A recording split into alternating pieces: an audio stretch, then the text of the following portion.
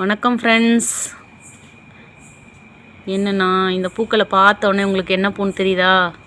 கட்டாயம் தெரிஞ்சிருக்க வாய்ப்பு இருக்குது, ஒரு சிலருக்கு நிஜமாகவே தெரிய வாய்ப்பும் இல்லை, கம்மி. இது பேர் தான் பிரம்ம கமலம்.